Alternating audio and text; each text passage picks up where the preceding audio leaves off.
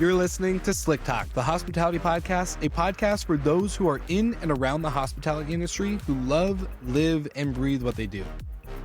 You can join us for candid and unscripted conversations with hospitality experts and founders as we go deeper into their personal stories while they're sharing their triumphs and trials that got them to where they are today. I'm your host, Wil Slickers, and you're listening to an episode of Slick Talk, the hospitality podcast. Now, let's begin.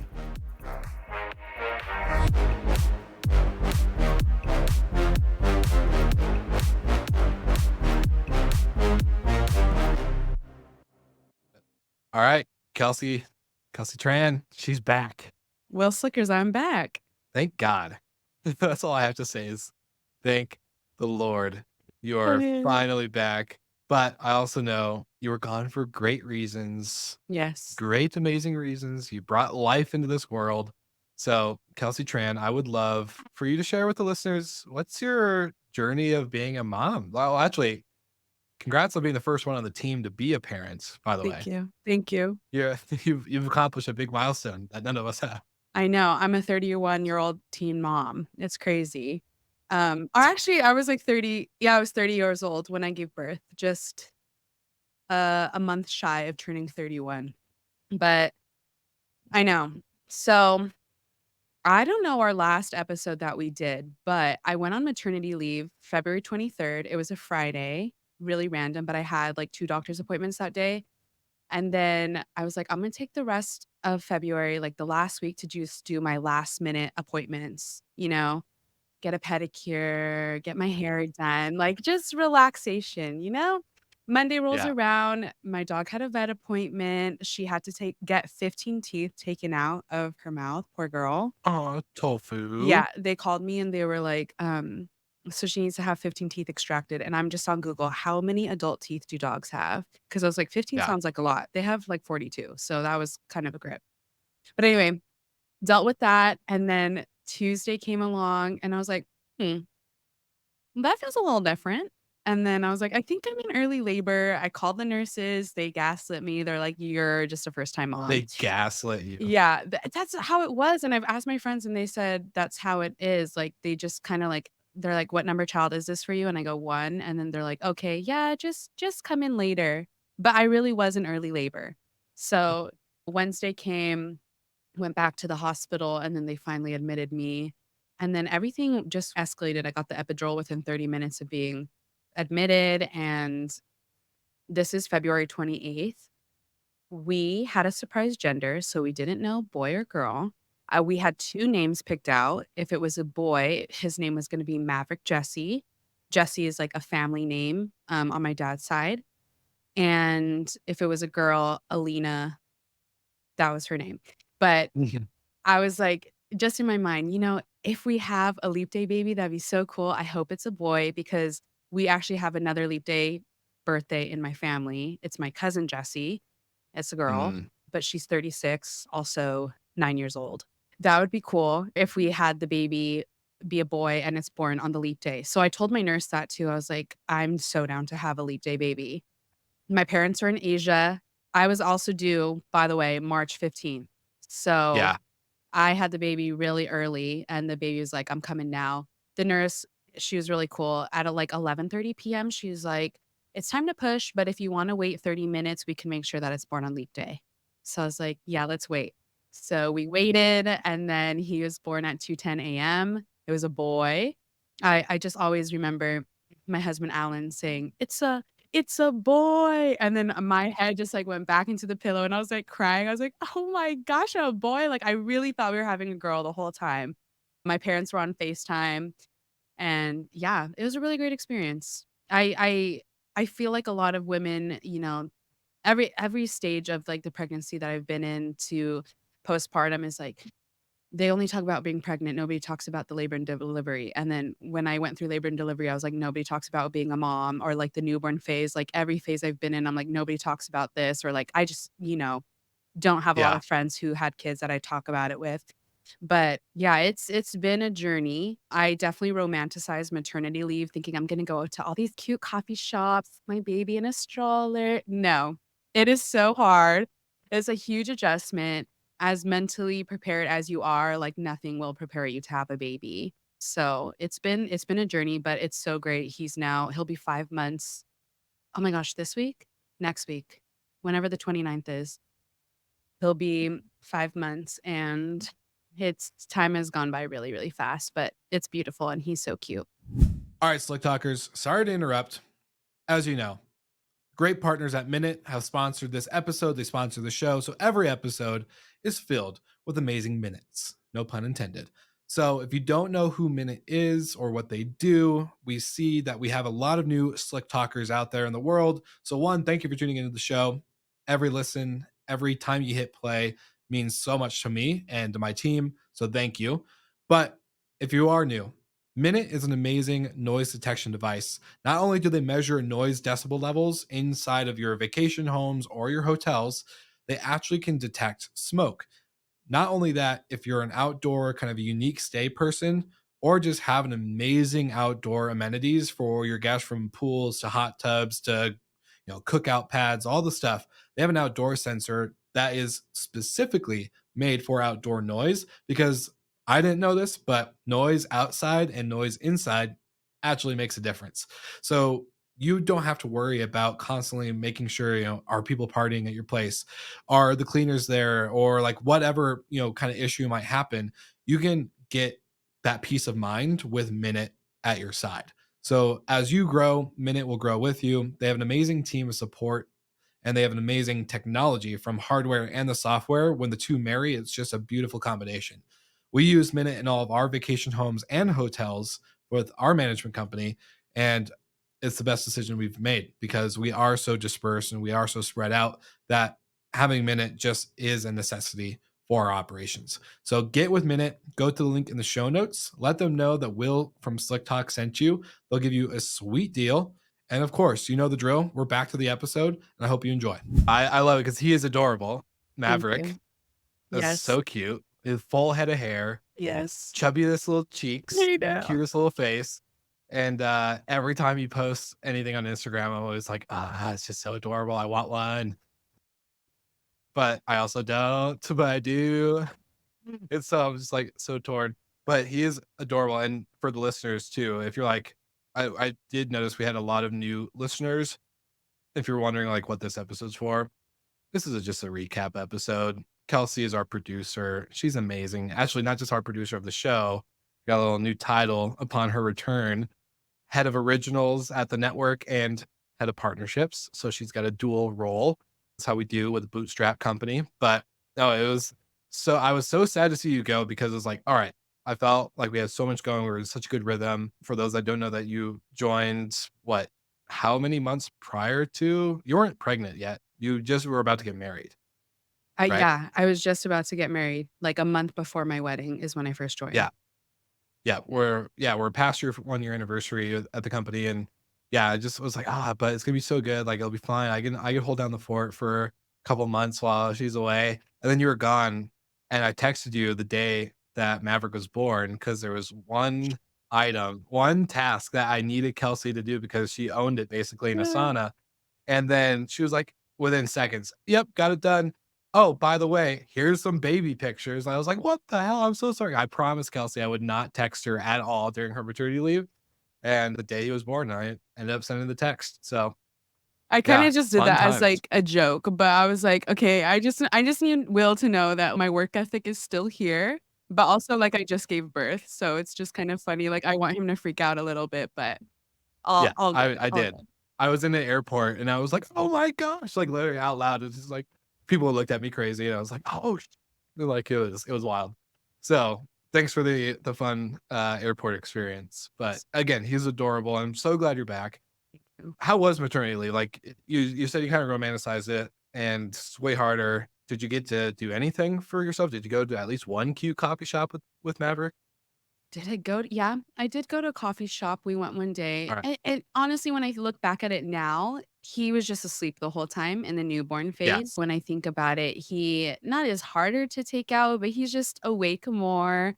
So, yeah, I mean, Alan and I too, we have a very strong relationship, but I will say, having a baby really challenges your marriage, and I Oh think yeah. for anybody. And we've seen this, heard this before. It doesn't make a relationship stronger. It, if anything, it challenges it more. So having a baby, it's not going to save any relationship or whatever. It's just very eye-opening, and it challenges you in the most beautiful way because you are now responsible for this tiny human being and you're making decisions, you're learning. I was on Google Mhm. 24/7 in those early weeks. Like I took classes beforehand, but I did not know how to be a mom. And I don't know. There's a lot of generational things that you talk about with your parents too, and For sure. they're like, "It's just intuitive." And I'm like, "Is it? Is it? I don't know." I'm on Google every 5 seconds. I don't know if Yeah. it's intuitive or not, mom. Yeah. My mom was like, "You guys just have so much access to all this information on TikTok and stuff." And I'm like, "Okay, but it's helping me. Like, is it so bad to look it up? I don't know." Yeah. Well, also, come on, Mrs. Tran, what are you doing? Well, she's not Mrs. Tran. I don't know what your maiden name was, but whatever. Don't you know not to travel to Asia 2 weeks before your daughter's about to give birth to? Come on. Don't you I know? know. Oh my gosh. My mom has vacations planned, and I'm like, "Mom, are you gonna cancel them if I get pregnant again? Like, I tend to give birth early." Based on the patterns we've seen with this one child, we have this information from this one ex. Well, no, it's funny because my brother was born 15 days early, and I Mm, was born 10 days early. Maverick was born 15 days early, so I'm like, "Is my second gonna be it's a born?" pattern. Yeah, 10 days early. Pat yeah. Dang. Alright. So what was your experience like coming back? How have you adjusted It's to interesting too. There's all these written rules and stuff with jobs on making sure that the person who goes on maternity leave comes back too. I don't know the specifics of it, but like in New Zealand, if you want to take a year off because they can give a year off for maternity leave, there's these contracts you have to sign that ensures that you're going to come back to the company, that you're not just going to leave.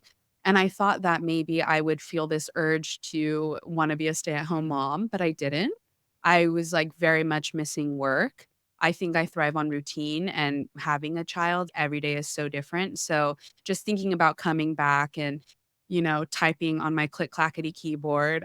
It's like that just sounds so fun to do. So coming back is it has been an adjustment. We met with someone, you and I had a meeting early on, and she said it took her a full year to get back into the groove of things. And I'm definitely Mhm. feeling that. I've asked Will so many times, like, just give me grace. And, there have been moments where I'm like, oh, thank you, Will. Thank you for being so flexible and kind because Lord, like mom brain is a thing, and you're just there's like so many things going on. So it's been not super challenging, but it's been good to try to get back into the flow and working on things again. For sure. For me, it felt like your maternity leave was a millennium, but I was like, "Oh my gosh, this is thousands or if not hundreds of years of time going by." But then when it got closer to your return and we were, like, talking about, like a hard return date, I was just like, "Oh, wow." Like, I did not take advantage of that time to prepare you in the sense of, like, I could have been documenting things along the whole way. That way, when you got back, it was just like a library of knowledge, but instead, 2 weeks or a week before, a couple days before, I then, like, vomited a dump onto a dock basically and was just like, "Here's all the stuff that I can remember and figure it out." But I also was like, Dude, I've never done this before, right?" So for me, I was like, "How do I ease you back into it when we go so fast because we are so lean?" Thank you for being patient with me as I'm trying to, like, figure out where to put my foot on the gas with you. I'm like, "Alright, like, are we too far? Are we too like, behind? Like, what are we doing?" So, it's been a cool experience, though, just to have you back and see how it, like, interweaves in our now new day-to-day with you here and Maverick and the business growing, and yeah, so it's been pretty interesting, I would say, Yeah. the least. Been a good time. It's I'm glad you're okay. I back. So Thank glad you're you. back. I thoroughly enjoyed reading the doc. I was getting all excited. I like set up my desk and I was like, "Ooh, okay. What's been going on?" It's been fun to read up on it. Yeah, all the tea. We had a private session for tea later. It's so funny because I have a friend who he works with State Farm, and he put me in, like, this office group chat that I was just like, "Why am I in here?" But there was just so much drama going, and then he was like, "Don't you guys have a tea chat?" And I was like, "No, because we don't have drama. We have a funny channel on Slack." Does that count? Like we send funny shit to each other. Us and our 4 But coworkers, that'd be so awkward if there was, like, a tea, oh you yeah. know? Yeah, yeah. It'd be like one person's excluded, it's me. They're like, have you guys heard about Will's stupid comment that he made on that one podcast? That would be hilarious. But yeah, no, it's true. We are small now, but we're going for some growth. You don't know this. I had a great chat with a social media person today. So Ooh. might getting that social media piece going. But yeah, so it's been fun to have you back. I'm thankful that you're back in this new role. For Slick Talk listeners, to set the stage again, just Kelsey is taking over head of production for our originals. So originals would count shows like this, right? Slick Talk, Good Morning Hospitality, Workflows and Espressos, some others that we're about to announce and about to launch in a couple months.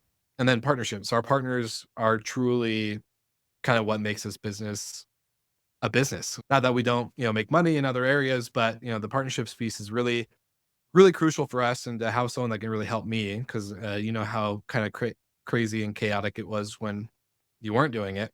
It was, yeah, it's just been a game changer and super excited to get someone in the right seat. Right. So, Thank you. I've never anyways, heard of that's anybody getting promoted while on maternity leave, so thank you. seriously, we're not even working. I was like, she's getting promoted. I She's getting know. a promotion.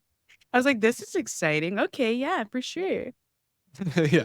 Kelsey, just every time we're on a call, yeah, I'm in. Sounds good. I'm like, Sure. you don't have any questions? No? No, not one. Not even a when do I start? But yeah, it's been really good. So Kelsey, for again, Slick Talk listeners, normally we do recaps in this episode when Kelsey's on, where we take snippets from previous episodes in the month and give our kind of like sharing our favorite highlights, but then also kind of the thing that made us reminisce post end of the month, post episode, post listeners hearing it. This month we're gonna do a little different. We're gonna kind of share some vision of kind of what's happening in the company, what's going on since Kelsey's been gone. So a lot of the stuff that she came back to, she didn't even know about because it was created or happened while she was gone. And I promised outside of the one day of texting her when Maverick was born, I wouldn't communicate with her. And if I saw a green light on her Slack, I would have yelled and be like, "What are you doing? Get off of Slack." No emails, no Slack, no nothing. So Kelsey, I'm going to give the reins to you. I don't want to be the host. Take it over. Okay, well, how about you catch me up on let's see, what was, like, the most exciting, fun thing that you think happened and changed within the company in the time that I was gone, in the last 4 months? I think having a little bit more clarification, because I think when you left, and again, I'm trying to make sure that any new listeners are kind of able to kind of keep up with this conversation. But as a podcast network, we were so focused in the beginning as signing pre-existing shows. So people that already established an audience, people that already had either a microphone, like they were going, whether it was 10 episodes or 100. That was the main route of growth for us. And I think we hit kind of a lull, especially because we were so heavy in vacation rental content versus other sectors, which we do want to focus in.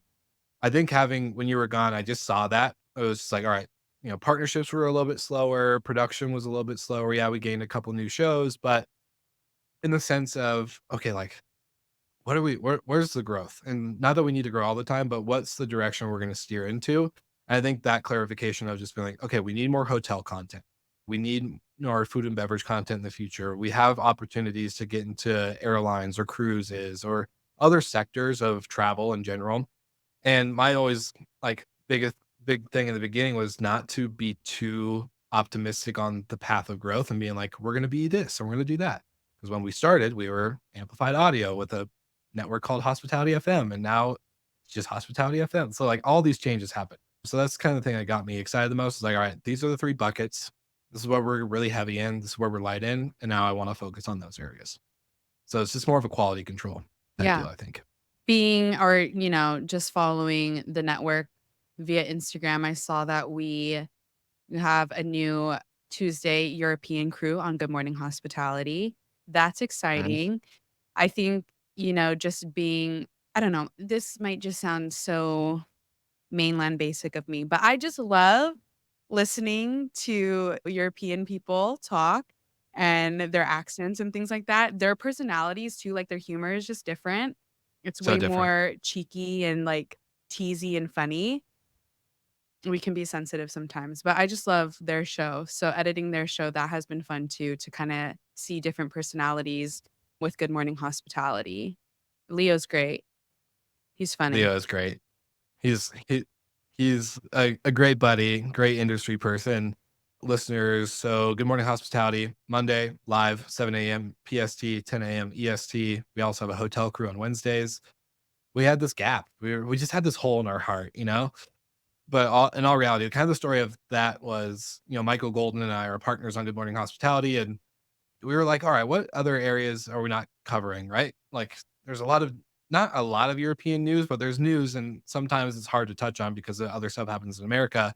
And so we're like, how do we grow the European audience without doing more work on our part? Because, hosting 3 episodes, 4 episodes, 5 episodes a week is just not sustainable. So we're like, okay, well, who do we know in Europe? And we started playing with this idea, and it almost didn't come together, to be honest. We had one host previous before, like we had Leo and Rafi, then we had somebody else, and then she dropped out after recording one episode. It was like, actually, not for me, Oh, but you should meet Sarah. And she introduced us to Sarah. So oh, we perfect. actually had some back end stuff, and it took a while to spin up. But yeah, that was fun. And the thesis hasn't proven to work yet in the sense of the European crew doesn't mean automatic European growth in listeners.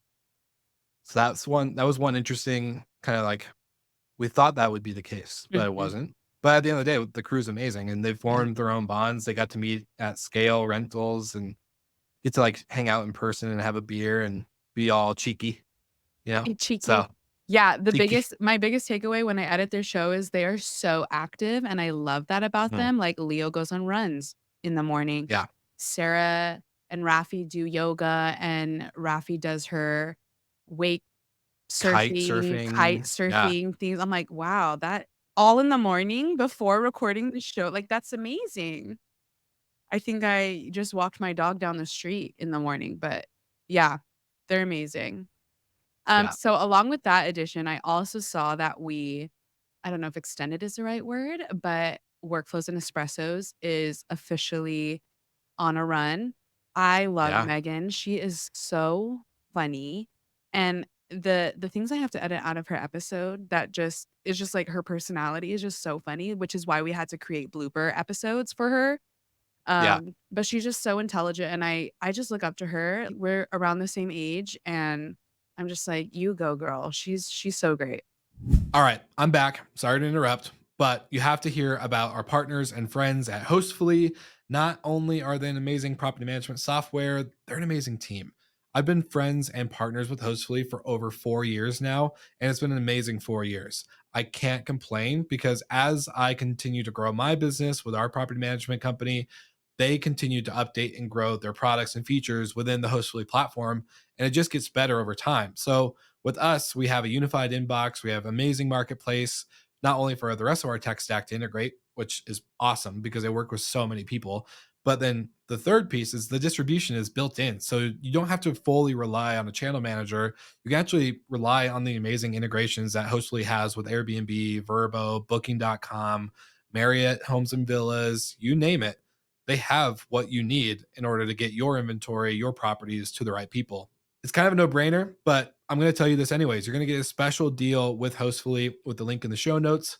You'll just have to let them know if you love the product and then just tell them that Will sent you. So that way you can get that amazing Slick Talk deal. And of course, we're back to the episode. Thanks for tuning in. And I hope you enjoy. I can't give Megan enough props and like kudos for the way she's made workflows and espressos her own. Cause it was just an idea. Again, like Yeah.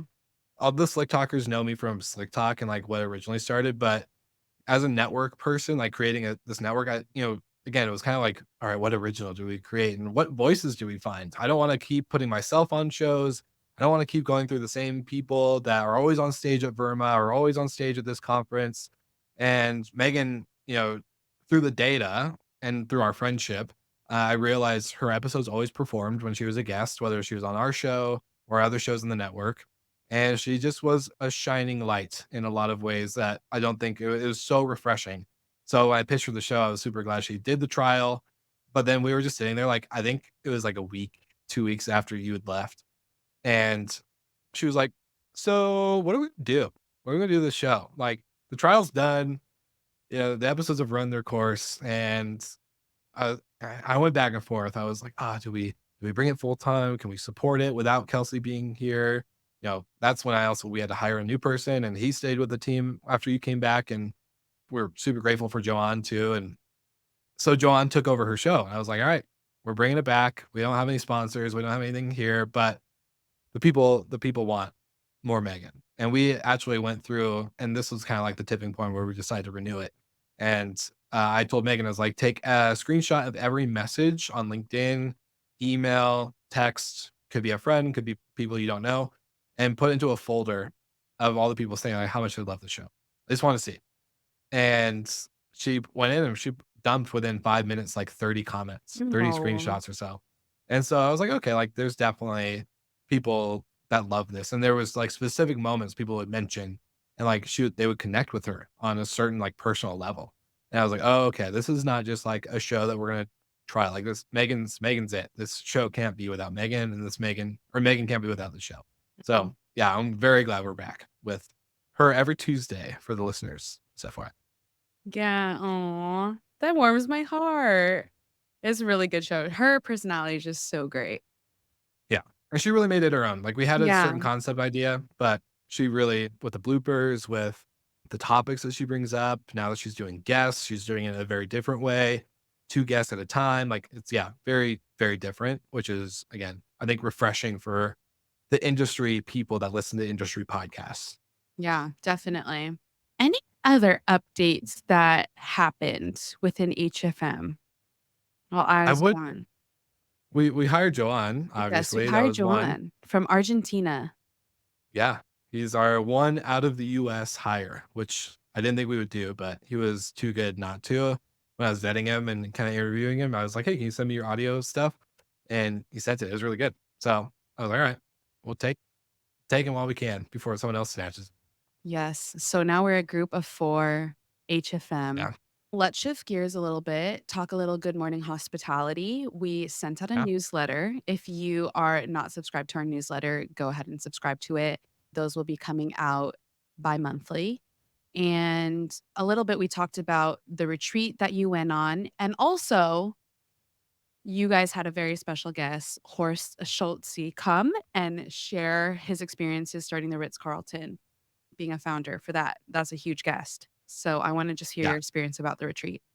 So, Good Morning Hospitality is an ecosystem now. It's kinda like how we've looked at it. It's Good Morning Hospitality, the original show, Monday morning, but then we have our hotel crew, our European crew, the media arm of it, basically, and then we have Good Morning Startups, which is our advisory group. So, Brandy, Michael, and I actually advise startups. We have 2 that we have officially signed and made an advisory agreement with. We had over 20 applicants come through the show, and it was just really hard and to vet through it, but we really wanted to pick winners that we knew we could actually give value to. So that's Good Morning Startups. And then we were thinking about another part of that is like, okay, we have all these listeners, right? Like Good Morning Hospitality has over 170,000 listeners a month. And so we're like, how do we get engaged with them beyond LinkedIn, beyond email, beyond doing more episodes and more content? And that was getting them in person. And it's like, okay, well, you see a lot of them at conferences, but again, conferences have their pros and cons. And so one of the cons is that you don't always get to see the people you want to see. No matter how many days you tack on before or after the retreat or the conference, it still feels like you didn't get through everybody, right? Like there's that list of LinkedIn messages that come in for me afterwards, and they're like, "Oh, like wish I saw you. Was at the booth, or wish I saw you at this happy hour, and maybe next time." And I was just like, I hate that because I want to say hi to everybody. So long story short is we were like, how do we get listeners together? Well, Michael's hosted retreats in the past, and I've attended one in December out in the Catskills in New York. Really love the experience, love the intimate setting and the ability to really do not just networking, but some problem solving with a group that is so smart and beyond my years, right? So we launched the idea of Good Morning Retreats, and we actually tried to do this last year, which is a pattern I've had. Good Morning, or not Good Morning, Hospitality FM was supposed to be started in 2020. Didn't get started until 2021. Timing is really important, people. Lesson learned. But the retreat, we tried to do it and we couldn't make it work with the Horst Schulze School of Hospitality Management the first time. So was just a lot of schedule conflicts. But the second time, when we actually were like, hey, we should really try a retreat, try this like smaller setting, and it working perfect with dates and the setup that we wanted and the experience we wanted to curate for our listeners and friends. And the thesis was vacation rental operators don't get or don't normally come from a traditional hospitality background, from hotels, from restaurants. They somehow stumbled into this industry on accident through real estate, through Airbnb, whatever it may be. So how do we expose them to that high level experience of hospitality, operations? And that school, the Laurel Hotel, the Hospitality Management School in Auburn, Alabama, right? Michael Golden's backyard, ended up being a great opportunity because he knows the director of the school, was able to pull a bunch of strings. And yeah, so we actually had a really good experience. We had 22 people total. And that's including Michael, myself, and other Michael in our team who was doing the video and photos. And we got to immerse everybody. It was great. It went way better than I was expecting. And to go into your other comment about Horst Schulze, we had originally booked, so listeners, Horst Schulze, co-founder, president of Ritz Carlton, amazing legend of hospitality. And originally we talked to the director. We're like, hey, can you get him on like a video call for like 15 minutes? That's all we need. We'll buy his book. If you could also have him sign it, that'd be great. But we also get like, we'll buy his book for everybody to put a turn down service and just add to that. And he was like, yeah, we'll make it happen. So they made 15-minute, 20-minute call work. And that's all we put on the agenda. Kelsey, this was my favorite part. It's because like we put on the agenda just like 20-minute video call. And everyone kept asking us the night before when we're at dinner, they're like, what's this 20-minute video call? I'm like, this is the one thing we can't be late for. The rest of our agenda, we have a little bit of flexibility. But this is like the one thing we have to respect that guy's time. And I didn't say that, but we want to respect the time of Horst. So yeah, we all walked in this meeting room the next morning. We all got coffee. The event like room, the meeting room was set perfectly, water, lemon, coffee, teas, all the stuff.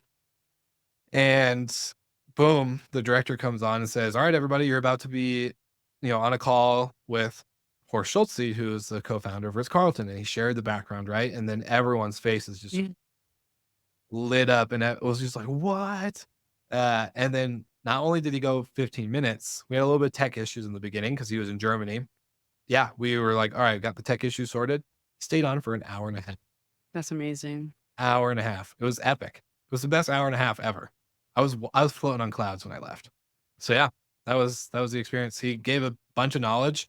We did record it on audio. I don't know if we're allowed to release it because I do know he's part of a speaking bureau. So listeners, I'll try to get approval for that. But yeah, it's just awesome. He just had so much knowledge and it was so great to see people's, brains kind of going on all cylinders while they're writing notes and things to apply to their businesses because everyone came from all over the world, from France, from Canada, from California, from Florida, from Alabama. Like it was just wild. So When people realized yeah. who the speaker was, what was the reaction and how did that feel in the room?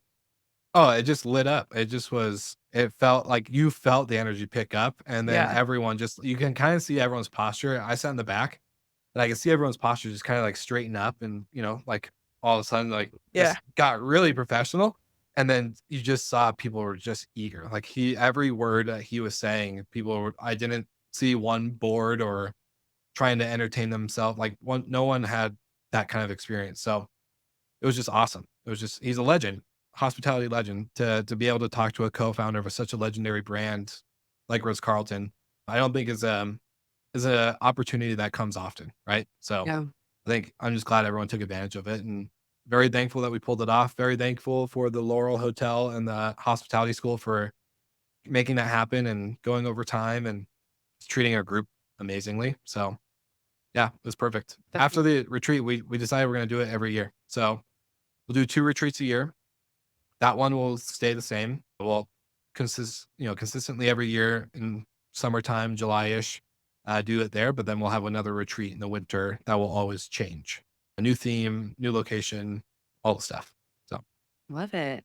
sorry to go on a tangent, but that was the experience. Yeah. No, that sounds really fun. I love when you can kind of connect back to your roots and then you have Mr. Hospitality himself sharing his knowledge. It just makes you feel so your heart feel good and like this is like where you are meant to be, you know? 100%.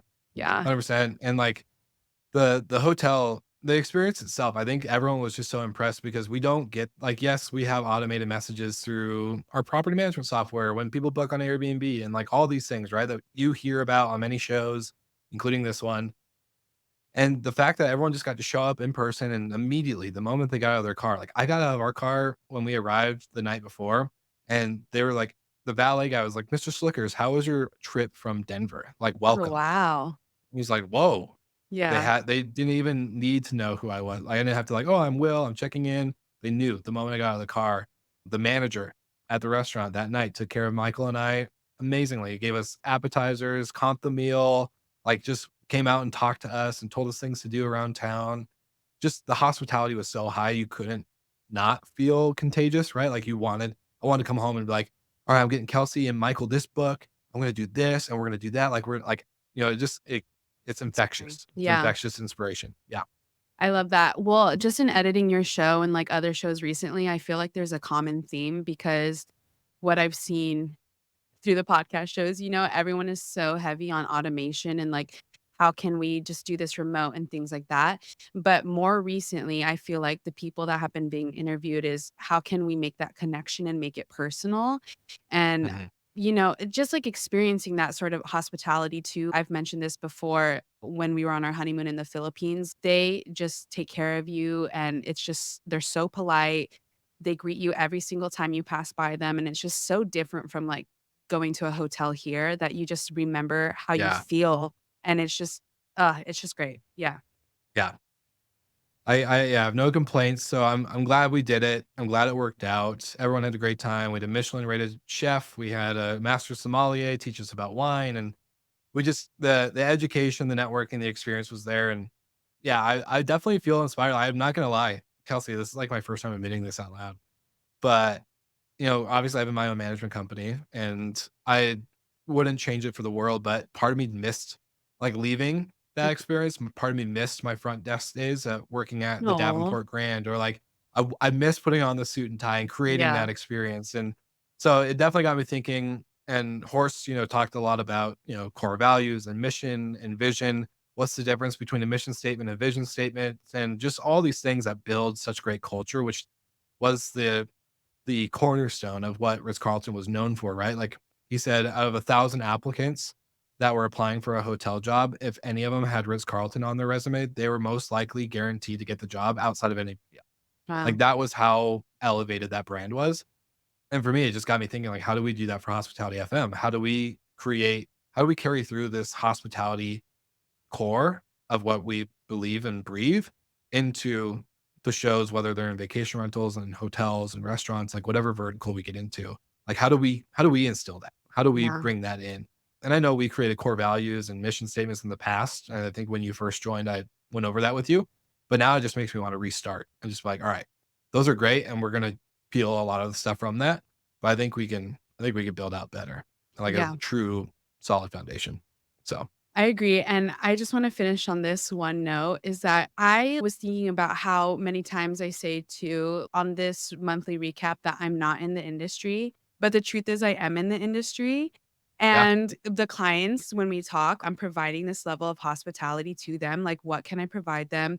And I was listening to Natalie's recent show about that she's been like a shit host and like, why don't we just go out of the way to do something? Like, is it really that hard for me to just reply kindly and like think of a way that I can make it happen versus, no, we don't really do that. Actually, we can do that. Like, let me provide this customer service and go above and beyond to provide it because that's just the name of hospitality FM. I'm going to yeah. provide that form of hospitality. So I'm no longer going to say I'm not in the industry because I am in the industry. Let's go. That's why I love to hear. It's music to my ear. Let's go. He's got me so pumped up. I love that. No, it's so true. And it's how can we anticipate the needs of our hosts in the network? How can we anticipate the needs of our guests? How can we anticipate the needs of listeners, right? Like people are taking time out of their day to listen to this 39-minute episode, right? The least we could do is grace them with great audio quality, great content, chopping out fluff that isn't needed, making sure we respect the time, not having me ramble and go over. There's just these things that I think about and how they really truly, like you said, Whether you're an editor or a producer or the head of originals and partnerships, we are in the hospitality industry. So you just made my day hearing that. Not gonna lie. That was a great note to finish on. What is your ending? I don't even know.